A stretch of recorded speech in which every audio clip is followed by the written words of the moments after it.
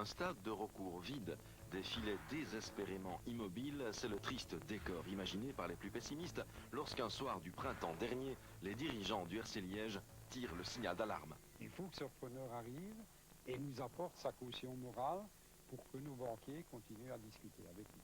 Appel au repreneur, Liège est à vendre. On est alors parti pour quelques tours de carrousel administratifs et financiers. Le club vit dans la fièvre des assemblées générales successives.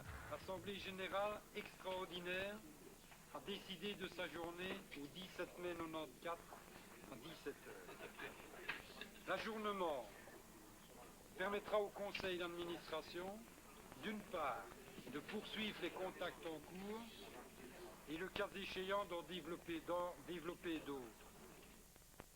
Bien, la solution idéale serait bien entendu que l'on trouve un repreneur le plus rapidement possible, qui lui-même dise quelle est la politique sportive que le club doit mener. Maintenant, il est évident que dans l'attente, nous continuerons à mener une politique de rationalisation et à tenter de diminuer les frais fixes et les frais de fonctionnement du club. Début juillet, 3e assemblée extraordinaire. Le club a obtenu un délai des banques, mais rien de neuf pour la reprise du club. Voilà, toujours pas de président, toujours pas de repreneur. C'est donc le statu quo le plus complet ici à Recours, où l'on s'est accordé un délai supplémentaire d'1 an, avec toujours le même mot d'ordre, bien sûr, l'austérité. Le tout sous la houlette d'un conseil d'administration qui agit plutôt en collégialité, sous la houlette aussi d'un directeur administratif permanent, Pierre Delahaye, par qui tous les problèmes transitent, et Dieu sait s'ils sont nombreux ces problèmes ici à Recours. Il faut, paraît-il, n'y voir qu'un hasard purement matériel. Toujours est-il que Pierre Delahaye occupe désormais le bureau d'André Marchandise lorsqu'il était président.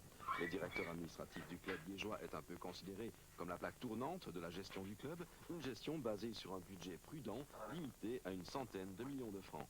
Il n'y a toujours pas de repreneur, il n'y a toujours pas de président, et on continue comme avant avec une politique, je dirais, d'austérité, car nous n'avons pas le choix. Néanmoins avec des ambitions sportives raisonnables, dans la mesure où nous avons quand même fait l'effort de mettre une équipe compétitive sur le terrain cette année-ci. Vous n'avez toujours pas de président, on l'a dit. Est-ce que ce n'est pas trop difficile comme situation à gérer sans tête? Je pense que l'absence de président en soi ne représente pas une catastrophe. Il est évident qu'à terme, ce serait plus sain d'avoir un président seul et unique qui peut prendre des décisions et qui peut orienter une politique. Des contacts sont bien entendu toujours en cours avec d'éventuels repreneurs qui devraient avant tout garantir auprès des banques les 120 millions de dettes. Nous avons encore des contacts en ce qui concerne la reprise et nous avons également des contacts en ce qui concerne le partenariat. Il est évident que je ne peux pas en dire plus, mais je vais dire que la crédibilité du club, telle qu'elle peut la dégager actuellement, sera peut-être de nature à favoriser l'une ou l'autre des pistes. On s'est donc serré la ceinture à Recours en attendant des jours meilleurs. Pour entre autres amadouer les banques, 5 éléments de base ont quitté le club: Sunday, Seboué, Quin, Arnold et Godefroy, sans oublier le départ d'Éric Guéretz. Un Guéretz qui laisse le flambeau à son adjoint Daniel Bocard. À 34 ans, en septembre prochain, Bocard est le plus jeune entraîneur de l'élite. Se licencié en éducation physique, originaire de Stré, près de Huy, connaît bien Recours et surtout son école des jeunes, s'occupant tour à tour des scolaires et juniors UEFA, avec lesquels il fut champion de Belgique. En 92, il connaissait même le baptême du feu en remplaçant Wassège pendant 8 matchs à la tête de l'équipe première. Bocard incarne la jeunesse, certes, mais avec déjà une belle expérience basée sur ses contacts avec les jeunes. Et des jeunes, il en aura encore beaucoup sous sa férule. C'est de toute façon le défi qu'on doit se mettre en tête pour cette saison-ci. C'est un compromis entre les anciens, entre les nouveaux joueurs, les transferts, puis 2 ou 3 jeunes de plus, fatalement. On vient de se séparer en 2 ans de 10 joueurs, 5 cette année, et fatalement on a fait 3 transferts. Il y a place pour 2 hommes en théorie. Sur 26 joueurs disponibles, de nouvelles têtes font leur apparition, issues des équipes d'âge. Christophe Verberen, un disonné de 19 ans, un grand gabarit, il pourrait jouer au stopper ou devant la ligne défensive. Joël Guillaume, 21 ans, même génération, il souligne, lui, les qualités de Daniel Bocard comme entraîneur. Il arrive à motiver ses joueurs tout le temps, même si on tombe sur une équipe beaucoup plus forte.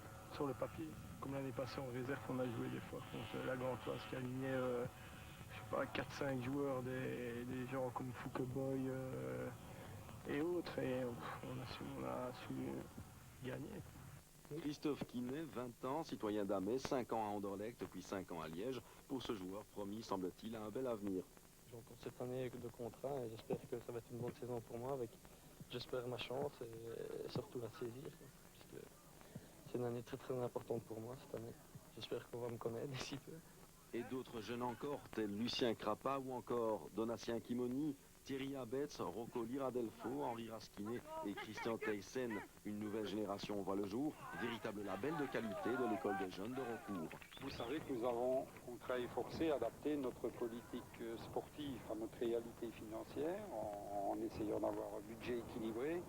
Par contre, nous avons rogné un peu partout, sauf dans le budget que nous consacrons à cette école de jeunes qui doit, chez nous, être de plus en plus performante. Il est un fait que des jeunes formés au club, les jeunes du CRU, ne sont pas à eux seuls suffisants pour former une ossature de division 1. Il faut toujours leur adjoindre des gens un petit peu plus mûrs, qui connaissent leur métier, qui ont déjà pratiqué de nombreuses années, c'est ce qui se passe pour le moment. Et aussi, si possible, un ou deux créatifs, des gens de talent, qui Milosevic pour le moment. Donc je crois que la formation des jeunes ne se suffit pas à elle-même. Je crois qu'il faudra de toute façon toujours essayer d'aller chercher à l'extérieur le ou les éléments créatifs qu'on n'a pas su former chez nous. Mais je crois de toute façon que le fond de base est quand même fort intéressant. Les aînés, on les connaît bien sûr, à commencer par Raphaël Caranta, qui lui aussi innove. Il devient le premier joueur entraîneur adjoint du pays. En fait, avant tout, c'est de pouvoir transmettre directement mon expérience. En étant sur le terrain, c'est d'autant mieux. Et puis pour l'entraîneur, avoir son adjoint sur l'entraîneur, c'est encore... je pense que ça peut être un fil conducteur appréciable. Et puis il y a les transferts. César Dos Santos vient tout droit du Brésil. Il devrait occuper le poste d'extérieur gauche, un garçon au tempérament offensif, comme tous les Brésiliens. C'est comme je jouais toujours en Brésil comme ça, avec extérieur gauche, dans notre jeu, pas toujours offensivement. Mais si, je crois que je défensive un peu aussi. Hein. Un petit peu quand même, mais pas trop, hein?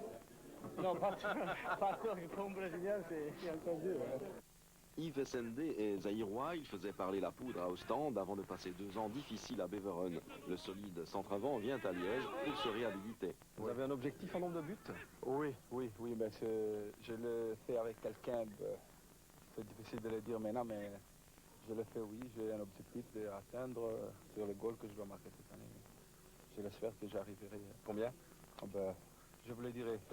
Pas aujourd'hui, mais je vous le dirai. Allez, entre 10 et 20? Pourquoi pas. Allez, on verra bien. Hein. Pour Zvanko Vargas, ce n'est pas tout à fait un transfert, mais plutôt un retour au bercail après son échec à Serein. Enfin, le Nigérian Félix Ademola, arrivé à la mi-saison passée, peut aussi être considéré comme un transfert. Sa vitesse sur le flanc gauche devrait être d'un précieux concours. Quant au gardien, rien n'est décidé. Jean-François Lecomte est suspendu pour les 2 premiers matchs. C'est donc Pascal Beken qui entamera la saison. Après, on verra. La concurrence reste saine.